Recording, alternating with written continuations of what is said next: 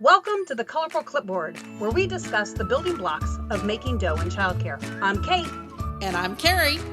All right, so we are so glad to be back with the Colorful Clipboard, and today we are going to talk about, hopefully it'll be short, at least that's our intent, and we're going to talk about 15 things that you can do when your program is closed for whatever reason. It may be closed because you've got some massive world pandemic going on. It can be because you close for the same week or two every year. Could be 4th of July week or Christmas week. So we want to talk about 15 things that you can do to freshen up your program for $100. Carrie, give me your top favorite thing to do for under $100. Paint a room. Paint a room. I love painting rooms. If you did one of those every time you were closed for Christmas break or spring break or summer break, whatever you close, you could get your whole building done every couple of years. It's just, I did that all the time. A room got painted every time we were closed. Oh, I think that's a great idea. I really like giving the carpets or the floors a really good scrub. Yeah, renting, or if you already own a carpet shampooer, running the heck out of that carpet shampooer. I bought my own because I would run bleach through it and I didn't want HEB to get mad at me. So I would do that on long weekend. So not just on times when you're fully closed. Another is the old torture for your elementary or middle school children when they have misbehaved is the detail scrubbing of floorboards and the underside of tables, chairs, high chairs. The detail scrubbing of those kinds of things, I think, is another great under $100 thing to do when there aren't children and a whole bunch of staff in your building. Well, and that takes me back to the kitchen. I mean, when's the last time you really got into cleaning your refrigerator or cleaning your oven? Now, all of the things that we're talking about, if you haven't listened to the Delegate episode, go listen to the Delegate episode, because we're not telling you that you directors have to do this, but really go scrub your refrigerator, go scrub your kitchen, your stove, really make that shine and sparkle. There's nothing like having clean appliances to make you feel like, okay, everything in the world is okay. I don't like to do it. Well, but it's definitely one of those things that I delegated to staff when our numbers were down, so I didn't want them in a classroom, but they felt like they couldn't take the time off for their paycheck. It needs to get done. If I've got the money to pay them, I'll pay them to do it, and then I don't have to worry about it. So absolutely, yeah. Absolutely. So curb appeal. Kitchen. So no. Kitchen. Okay, we're still in the kitchen. Yep. You need to do a kitchen inventory. How many spoons do you have? Because spoons wander off from centers all the time. And so doing the inventory of how many serving spoons and how many eating spoons and forks and knives you have, sharp knives, and then updating, going to your restaurant supply store and backfilling what needs to be done. Absolutely. You can do all of the supplies, all the spoons, forks, and knives. I know people like to use disposable stuff, but oh my gosh, you're saved so much money if you just go to the restaurant supply store once a year and backfill your spoons, forks, knives, and plates. Absolutely. Even. What a great use of $100. Go get enough spoons. I love that. With that, so we've gone through the kitchen. We've talked about some easy things in your classroom. Another thing with that paint that you could do the next time around after you've painted all the classrooms is I love, and I have a lot of fun with, $100 in brand new books. New to you books. So going and really trying to do the inventory in your classrooms, what books really need to go, what books would be awesome to get replaced, and make it a goal to go get $100 worth of new books in your program. Okay, I'm going to add on books, and I'm going to give item number 7, which is to prepare, to pre-set up for success, books for your infant and toddler classroom. Don't ever put infant and toddler books in the classroom without attacking them with packing tape. The spines of every book that goes into an infant toddler classroom should be reinforced on the outside and every page at the spine with packing tape, because otherwise those books are not going to last. You need to be packing tape every infant and toddler book, and you can do that for under $100. You need to make yourself a note, and you need to do that as a Facebook Live event, because that would be really, really helpful for a lot of parents even. I think that'd be a fun one. Okay, so when we talk about, we're talking about books, but again, take that $100 and go look at your school age art supplies. Is there a way that you can give your school agers a lift with some more big kid art supplies that would be appropriate. It could be in theme with a summer program that's coming up, or maybe you just know they really need some more glue. I mean, let's think about it. And what's really great is by brainstorming these ideas, you can put them not only into your budget, but you can put them into the best time of the year to get the maximum out of it. So when somebody asks you what they can get for you, you can always ask for Office Depot gift cards, and then use those Office Depot gift cards in July, August, September during, dirt cheap school supply time, right? So, and then keep them in a box in a closet. Don't just let them out until you're ready to. In a locked closet. Let's be real.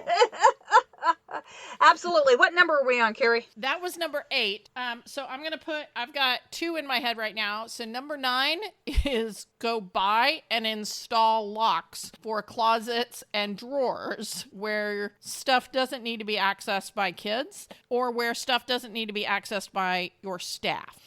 Because we all know that materials go wandering off. This is an excellent time. Under $100, I think you can definitely install some locks and reduce the amount of supplies that wander aimlessly through your building. All right, so that's number 9. 9. Okay, what's number 10? Number 10 was art supplies. Oh, yes. Was creating palettes. We often ask kids to paint, and then we don't have a good place for them to mix their colors, and so they mix them on the paper, and then their paper gets too wet and falls apart. So taking lids off, the plastic lids, like off of your big Gatorade bottle, or the Gatorade powder mix thing. You know what I'm talking about? Number 10 cans is what Kate and I call them because of our background in retail.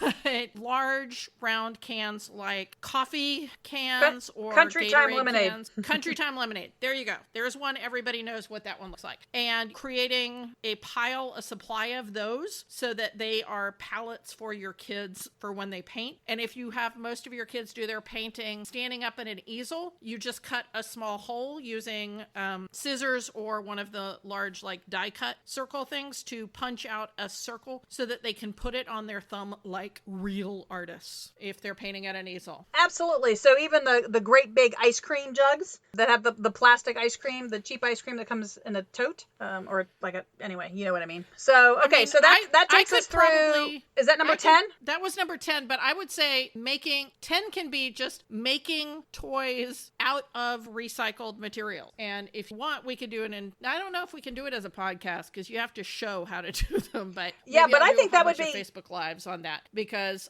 absolutely. I think that sounds like a good project for Joanna. I'm the cheapest person in the world. I can make lots of toys out of recycled projects.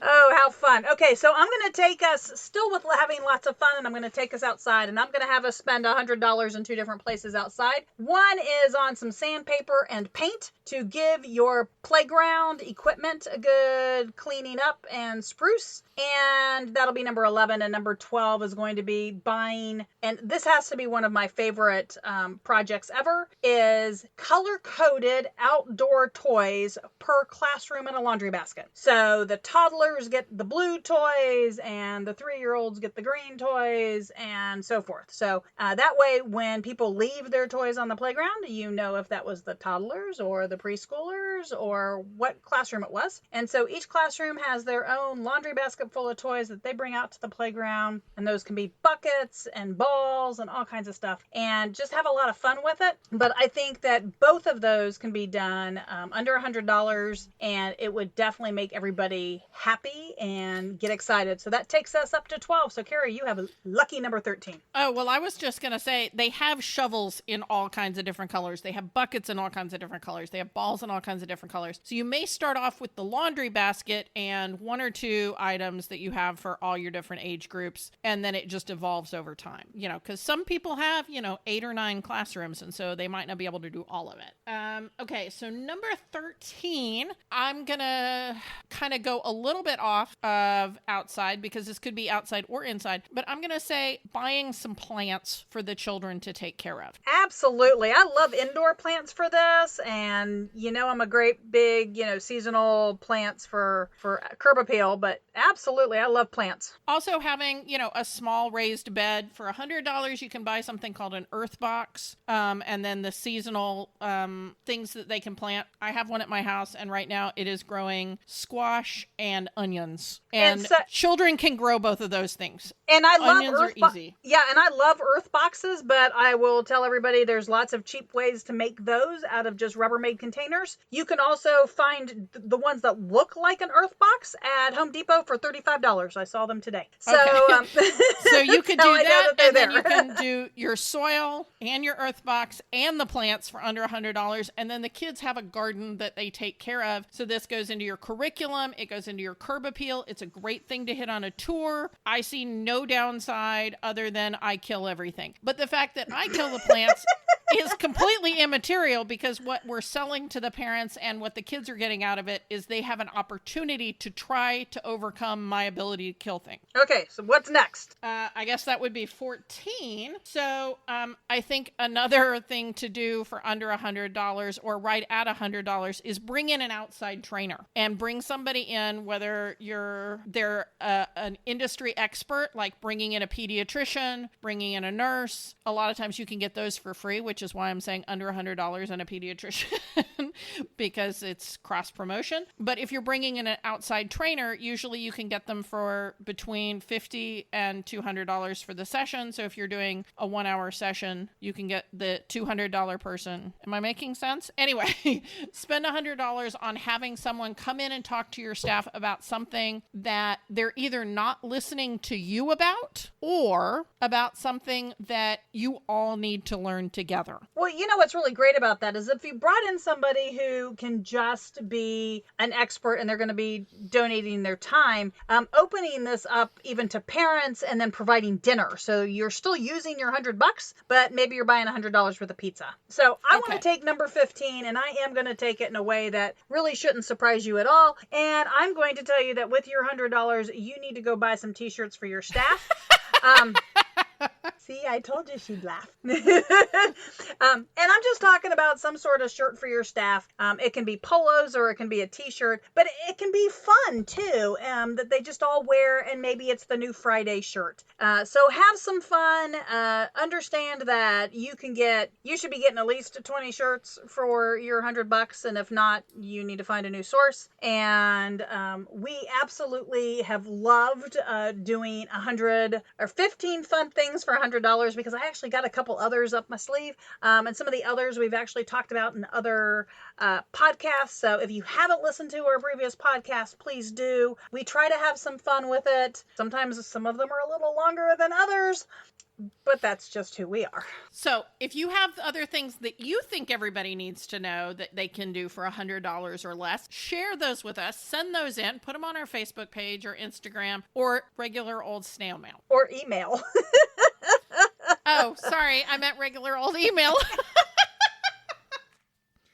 Thank you for listening to Colorful Clipboards. Connect with us on social media at Colorful Clipboard, or send us an email to hello@colorfulclipboards. Send us your voicemail with your own questions and stories. If you want to keep learning with us, visit Texas Director, where we continue to have seminars, licensing, programs, and more. This show has been made by me, Carrie Casey, and Kate Young, with assistance from Hallie Casey and Marie Young. If you learned something today, share the show.